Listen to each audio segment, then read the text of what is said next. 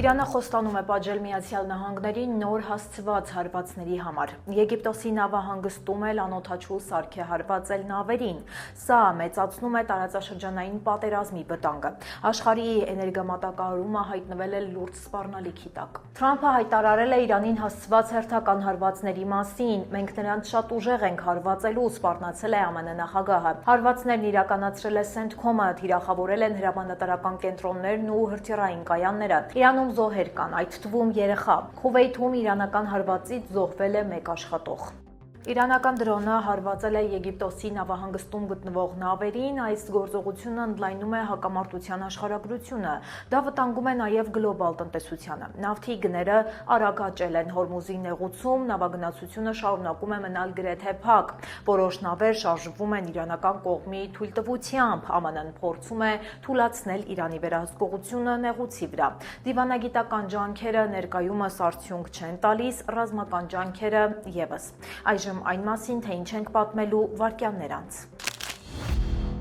Թոշակառուները կվճարեն ավելին, դեղերի սուբսիդիաները ավարտվում են։ Ձերբակալություն, որը կասկածյալին հիվանդանոց հասցրեց։ Կերակրող մոր ձերբակալությունը, իմիգրացիոն ծառայությունը խախտել է կանոնները, 4 տարվա գերությունից հետո աղջիկը գտնվել է, թեժ նորություններ Լոս Անջելեսից, ավտոսրահում հրդեհը վերածել է ավտոմեքենաները մոխրի, Լոնգ Բիչում հազարավոր աշխատատեղեր վտանգված են և թողարկման երկրորդ մասում պատմելու ենք Քենթուքի նահանգի գաղտնիքները։ Բարև ձեզ, ես Լենա Կարապետյանն եմ, դուք միացել եք Glendale News-ին, եթե ուզում եք աջակցել մեզ, բաժանորդագրվեք մեր ալիքին և իհարկե անպայման լայքեք տեսանյութը, իսկ հիմա անցնենք օրվա թեմաներին։ Ամերիկայում ապրող թոշակառուները շուտով կբախվեն դեղերի գների բարձրացման հետ։ Թրամփի վարչակազմը ավարտում է Medicare-ի սուբսիդավորման ծրագիրը, այն օգնում էր նվազեցնել ամսական վճարները։ Փոփոխությունը կազդի միլիոնավոր թոշակառուների վրա։ Թոշակառուները նոր դրույքների իրական չափերը կիմանան սեպտեմբերին, եթե ոչինչ չփոխվի, դեղերի գները կորոշի շուկան։ Առողջապահության ոլորտին վերաբերող այս որոշումը նաև քաղաքական ազդեցություն կարող է ունենալ իշխանության նկատմամբ ընտրողների դժգոհությունը մեծացնելով նոյեմբերին սպասվող ընտրություններից առաջ։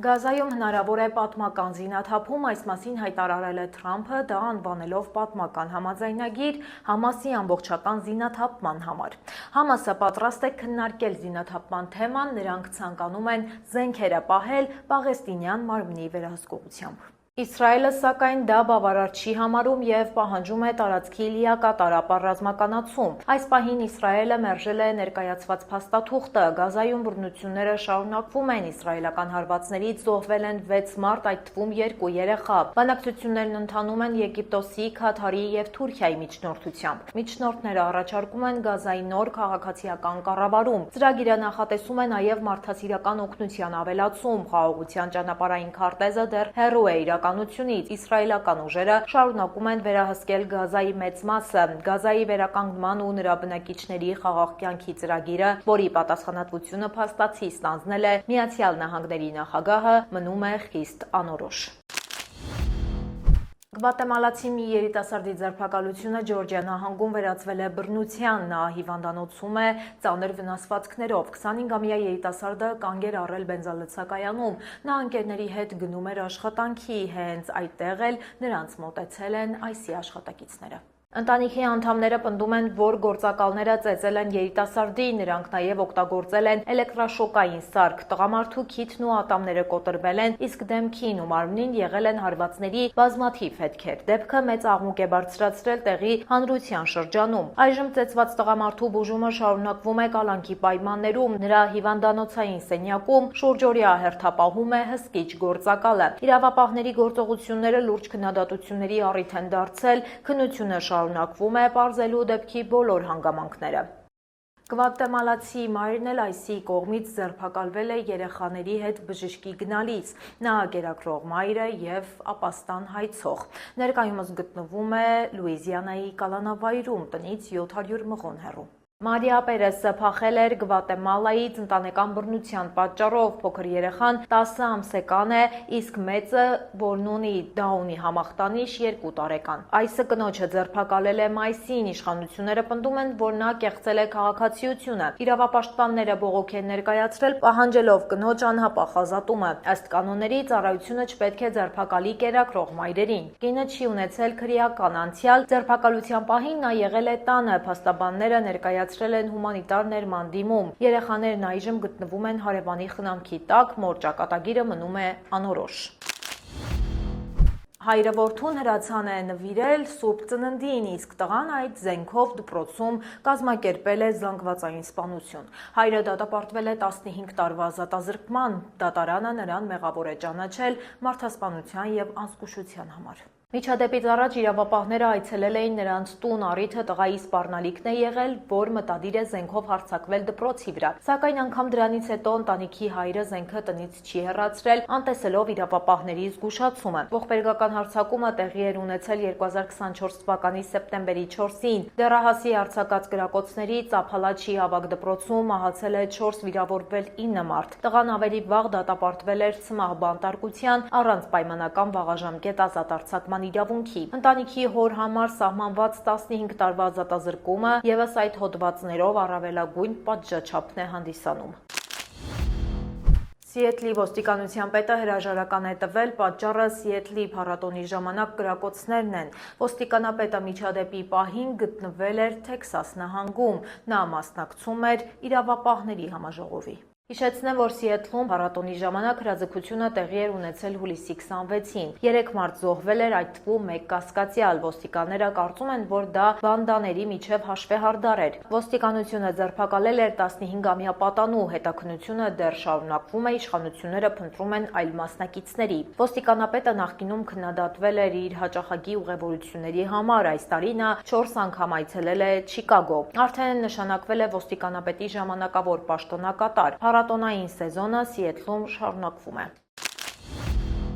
Չիկագոյից անհետացած դեռահասը գտնվել է 4 տարի անց, նա ողջ է և այժմ ազատության մեջ է։ Աղջկան առևանգել էին Չիկագոյի կինոթատրոնի մոտ, նա դեպքի պահին 15 տարեկան էր։ Աղջկան պահել են Վիրջինիայում գերության մեջ, այժմ նա 19 տարեկան է։ Աղջիկը Միլոուքիից եկել էր Չիկագո հանդիպման, նա առցանց ծանոթացել էր մի տղամարդու հետ։ Վերջինս կազմակերպել էր նրա ուղևորությունը, իսկ հետո առևանգել ու փակի տակ պահել աղջկան։ Առևանգողը 37-ամյա մի տղամարդ է, նա աղջկան պահել էր Բլեքսբուրգում գտնվող տանը առանց կապի միջոցի։ Տղամարդը աղջկան ենթարկել է ֆիզիկական բռնության, նա մեղադրվում է առևանգման մեջ և գտնվում է կալանքի տակ։ Ոստիկանության աշխատակիցները նախկինում հերքել էին առևանգման վարկածը, նրանք պնդել էին, որ հանցավոր խումբ չկա, դատը դեռ չի կայացել։ Բառի զբուն իմաստով թեժնորություններ կան Լոս Անջելեսից Սանտա Քլարիտայում տեղի ունեցած հրդեհի պատճառով 12 մեքենա ամբողջությամբ այրվել է։ Խոշոր հրդեհը սկսվել է ավտոսրահում, այդ հատվածում կան այլ ավտոսրահներ ևս։ Հրդեհի մարման աշխատանքներում ներգրավվել են 50-ից ավելի հրշեջ, միջադեպի հետևանքով զոհեր չկան, վիրավորների մասին ևս տեղեկություններ չկան, փոխարենը կան լրիվ կամ մասնակի այրված մեքենաներ։ Հրդեհի պատճառները դեռ հայտնի չեն, հրշեջները շարունակում են ուսումնասիրել դեպքի վայրը, շրջակա ավտոսրահները շարունակում են իրենց աշխատանքը։ Մեկ այլ խոշոր հրդեհ է տեղի ունեցել Վերնոնում, այրվել է կոմերցիոն նշանակության շինություն, եղանակը հրշեջներին թույլ է տվել արագ ու արդյունավետ աշխատել, կառավարելով կրակը։ Հրդեհի պատճառները դեռ պարզ չեն, շրջակայքը երկար ժամանակ փակ է մնացել անվտանգության համար, տուժածների մասին տեղեկություններ առայժմ չկան, կրակի տարածման վտանգ ևս չկա, բայց տեղի բնակիչներին հորդորում են հեռու մնալ վտանգավոր գոտուց։ Կրակի ամբողջական մարման աշխատանքները դեռևս շարունակվել են, հրդեհը տեղայնացնելուց հետո մի քանի ժամ շարունակ։ Շուտով ամերիկյան մի շարք քաղաքների փողոցներում կհայտնվեն ամբողջությամբ ինքնակառավարվող տաքսիներ։ Սա Միացյալ Նահանգներում առաջին դեպքն է այս ոլորտում։ Ամազոնի Զուքս ընկերությունը ստացել է ԱՄՆ-ում այդ ծրագիրը իրականացնելու թույլտվությունը։ Ուղևորները ինքնուրույն կվճարեն ինքնավար երթևեկության համար։ Սկզբում մեքենաները կգործեն Լաս Վեգասում, ավելի ուշ նորույթը կհայտնվի նաև այլ քաղաքներում։ ԱՄՆ ճանապարհային երթևեկության անվտանգության ազգային վարչությունը հաստատել է նախագիծը։ Զուքսը կարող է օգտագործել 2500 մեքենա։ Դրանք կարող են զարգացնել ժամում մինչև 120 կմ արագություն։ Այդ մեքենաները չեն վաճառվի մասնավոր անձանց։ Կառավարությունը խիստ կվերահսկի այս տրանսպորտային միջոցները։ Ցանկացած վթարի դեպքում թույլտվությունը կարող է չեղարկվել։ Ընկերությունը պետք է հրապարակի իր երթուղիների քարտեզը։ Հեռավար օպերատորները պետք է գտնվեն ԱՄՆ տարածքում։ Թեսլան և Վեյմոն նույնպես ինքնակառավարվող տաքսի ծառայության ոլորտում Միացյալ Նահանգների շուկայում զգալի տեղ գրավելու հայտ են ներկայացրել։ ԱՄՆ պետքարտուղարությունը հայտնվել է զավեշտալի վիճակում, հրապարակելով մի քարտեզ, որի վրա Աֆրիկայի գրեթե բոլոր պետությունների տեղերն ու անունները ներկայացված են եղել սխալ։ Նիգերիան հայտնվել է Սահարայում, Մոզամբիկը տեղափոխվել է Աֆրիկայի եղջյուր, իսկ Փղոսկրե ափը հայտնվել է մայրցամաքի հակառակ կողմում։ Արհեստական բանականության գործիքներով ստեղծված քարտեզը ցուցադրվել է Ռիո դե Ժանեյրոյում։ Պետքարտուղարությունը ստանձնել է ամբողջ պատասխանատվությունը, նրանք նշել են, որ սխալը թույլ են տվել շտապողականության պատճառով։ Համաժողովի թեման Ձիայի դեմ պայքարի ծրագիրն էր, այն որոշ ժամանակ կանգ էր առել, Թրամփի վարչակազմը դադարեցրել էր ֆինանսավորումը, սակայն այժմ դեղերի տրամադրումը հիմնականում վերսկսվել է։ Չնայած այս խայտառակ միջադեպին, համաժողովը ընթացել է ըստ օրակարգի, պետքարտուղարությունը նշել է, որ քննարկումներն անցել են արդյունավետ, ԱՄՆ-ն հավատարիմ է մնում Ձիայի դեմ պայքարին, բայց որոշ ուղղություններում այնուամենայնիվ կկրճատվի ծախսերը։ Հարավային Աֆրիկայում ծրագիրը աստիճանաբար կավարտվի։ Լոնգ Բիչում սպասվում են լուրջ կրճատումներ, քաղաքը պատրաստվում է կրճատել 413 հաստիգ։ Այս որոշումը կազդի 180 աշխատողի վրա։ Քաղաքային իշխանությունները ցանկանում են այս կերպ փակել 58.2 միլիոն դոլարի դեֆիցիտը։ Ամենամեծ կրճատումները կլինեն այգիներում եւ ոստիկանության բաժիններում։ Անօթևանների աջակցության ծրագրերը նույնպես կկրճատվեն։ Քաղաքապետը հայտարարել է, որ անօթևանների խնդիրը կմնա առաջնահերթություն։ Հանգստյան օրերին օգնությունը կլինի սահմանափակ, Հրշեջ ծառայությունը նույնպես կունենա հաստիքների կորուստ, գրադարանները կաշխատեն շաբաթը 5 օր։ Պաշտոնյաները հույս ունեն, որ մինչև 2028 թվականը կունենան ավելսուկ, ինչը թույլ կտա ապագայում վերականգնել կրճատված հաստիքների գոնե մի մասը։ Բյուջեի նախագիծը կքննարկվի քաղաքային խորհրդում։ Հանրային լսումները տեղի կունենան շուտով։ Բնակիչները սպասում են վերջնական որոշման, փոփոխությունները նախատեսվում են հոկտեմբերի 1-ից։ Այժմ եկեք տեսնենք, թե ինչ հետաքրքիր նորություններ են հրապարակված մեր սոցցանցերում։ Կես րոպե տևած հետապնդումը դարձել է մի քանի ժամանոց խցանման պատճառ։ Լոս Անջելեսի հարավում մարդկանց թրաֆիքինգի մեջ կասկածվողի հետապնդումը ավարտվել է վթարով։ Մեքենան շրջվել էր 105-րդ մայրուղու կենտրոնական հատվածում, մայրուղին փակվել էր։ Խցանումները հասել էին մինչև օդանավակայան։ Զավեշտալին այն է, որ բուն հետապնդումը տևել է ընդամենը 30 վայրկյան։ Վթարի վայրում աշխատում էին շուրջ 20-ից 30 ոստիկաններ։ Կասկածյալը տեղափոխվել է հիվանդանոց բուժօգնություն ստանալու նպատակով, նրա վնասվածքների մասին հստակ տեղեկություններ չկան։ Փակված մայրուղին բացվել է միայն ժամեր անց երեկոյան, սակայն անգամ դրանից հետո հսկայական խցանումները դեռ շարունակվել են։ Օվկիանոսի հզորալիքները վտանգ են ստեղծել Կալիֆոռնիայի ափերին։ Դրանք խափանել են գնացքների երթևեկությունը Սան Կլեմենտեում։ Անբարենպաստ եղանակը կշարունակվի մինչև շաբաթ օրը ազգային եղանակային ծառայությունը հայտարարել է բարձր ալիքների վտանգի մասին։ Այն սկսվել է չորեքշաբթի օրվանից։ Լոս Անջելեսի շրջանի, Վենտուրա շրջանի եւ Մալիբուի ափերին հնարավոր են ջրհեղեղներ։ Ջուրը կարող է ողողել ավտոկայանատեղիներն ու ցածրադիր ճանապարհները։ Amtrak ընկերության գնացքների շվերտները հետաձգվել են։ Ծովի մակարդակի բարձրացումը վնասել է երթուղին։ Աշխատանքներ են տարվում վերականգնման համար։ Որոշ երթուղիներ չեղարկվել են։ Ծովափին գտնվող լողորդների համար իրավիճակը ծայրահեղ վտանգավոր է։ Առաջանում են հզոր հոսանքներ եւ բարձր ալիքներ։ Վտանգը կպահպանվի մինչև շաբաթվա վերջը։ Այս տարվա ամենաաղմկահարույց անհետացումներից մեկի հետ կապված նոր զարգացումներ կան։ Նենսի Գաթրիի տանը գտնված մազերը կասկածյալների հետ կապ չունեն։ Հետաքննությունը կրկին հայտնվել է փակուղում, դա հաստատել է ԱՄՆ դաշնային իրավապահները։ Այս թեմայով հայտարարություն է տարածել FBI-ը։ Կինը անհետացել է 6 ամիս առաջ։ Նենսի Գաթրին 84 տարեկան է։ Նա հայտնի հաղորդավարուհի Սավանա Գաթրիի մայրն է։ Իշխանությունները դեպքը համարում են առևանգում փրկագնի նպատակով։ Առևանգումից հետո մի քանի նամակներ են ստացվել փրկագնի պահանջով, սակայն քննությունը պարզել է, որ դրանք եղել են կեղծ ու կապ չեն ունեցել իրական առևանգման հետ։ Ես ձեզ հրաժեշտ եմ տալիս, իսկ Մանու Հարությունյանը ձեզ կպատմի հերթական նահանգի մասին։ Բարև ձեզ։ Եթե որակյալ խմիչք եք սիրում, նույն ինքը բուրբոն, ապա այս նահանգը հենց ձեզ համար է։ Քենթաքիում մարդիկ կատակով ասում են, եթե իրենց բոլոր բուրբոնի տակառները հերթով շարես, ամբողջ նահանգով մի քանի անգամ կշրջես։ Աշխարհի բուրբոնի շուրջ 95%-ը հենց այստեղ է արտադրվում։ Քենթաքին պարզապես նահանգ չէ, այլ ամերիկյան բուրբոնի համաշխարհային մայրաքաղաքը։ Քենթաքիի կրաքարային շերտերով ֆիլտրված ջուրը համարվում է իսկական բուրբոնի բարձր որակի գլխավոր գաղտնիքներից մեկը։ Այդ պատճառով հենց այստեղ են տեղակայված աշխարհի ամենահայտնի թորման գործարաններից շատերը, իսկ Քենթաքի Bourbon Trail-ով ամեն տարի հազարավոր մարդիկ են շրջում, համտեսելով եւ բացահայտելով ամերիկյան ամենահայտնի խմիչքի պատմությունը։ Այստեղ բուրբոնը պարզապես խմիչք չէ, այլ մշակույթի կարևոր մաս։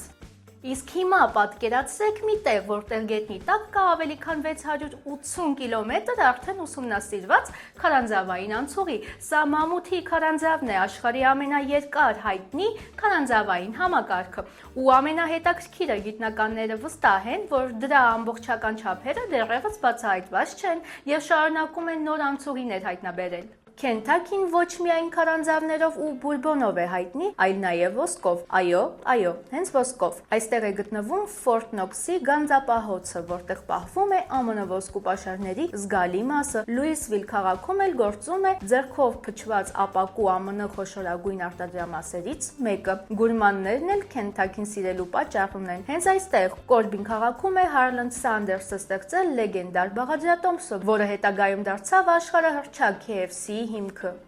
Եթե Քենթաքիում կա մի վայր, որը պարտադիր պետք է տեսնել, ապա դա մամութի քարանձավի ազգային պարկն է։ Սա աշխարհի ամենաերկար հայտնի քարանձավային համակարգն է եւ թերևս ամենաշատ այցելուներ ունեցողը։ Միայն 2025 թվականին ազգային պարկն ընդունել է մոտ 750,000 այցելու, ինչը այն դարձնում է Քենթաքիի ամենահայտնի բնական զբոսաշրջային ուղղություններից մեկը։ Պատկերացրեք հսկայական սրահներ, ստորգետնյա գետեր, հազարավոր տարիների պատմություն ունեցող ժայռապատկերներ եւ քարանձավային անցումներ, որոնց ընդհանուր երկարությունն արդեն գերազանցել է 430 մղոնը։ Այստեղ կարելի է ընտրել թե հեշտ ընտանեկան շրջայց, թե մի քանի ժամ տևողությամբ արկածային երթուղի։ Պատահական չէ, որ մամութի քարանձավը ՅՈՒՆԵՍԿՕ-ի համաշխարհային ժառանգության ցանկում է եւ համարվում է Քենթաքիի գլխավոր այցեքարտերից մեկը։ Պարկ մուտք գործելն անվճար է։ Այն բաց է ամբողջ տարին։ Եթե սիրում եք բնություն, ժայռեր ու ակտիվ հանգիստ, հաջորդ կանգառը Red River Gorge-ն է։ Շատերն այն անվանում են ԱՄՆ արևելքի ամենագեղեցիկ կիրճերից մեկը։ Այստեղ կան ավելի քան 100 բնական քարե կամարներ, հարյուրավոր կիլոմետրերի արշավային արահետներ ու աշխարհի տարբեր երկրներից ժամանող ժայռամագրցողներ։ Red River Gorge-ում կարելի է քայլել բնական քարե կամարների տակով։ Կիրճերի հսկայական համակարգ հանդիսացող այս պարկի ամենագրավիչ առաջարկներից մեկը զիփլայնով ճախրելն է անտառի վրայով։ Սա արկած է բոլոր տարիքի այցելուների համար։ Կարող եք նաև նավակով անցնել ստորգետնյա ջրային ուղիներով կամ պարզապես կանգնել Sky Bridge-ի վրա ու հիանալ հսկայական կիրճերով։ Սա նահանգի ամենապահանջված զբոսաշրջային ուղղություններից է։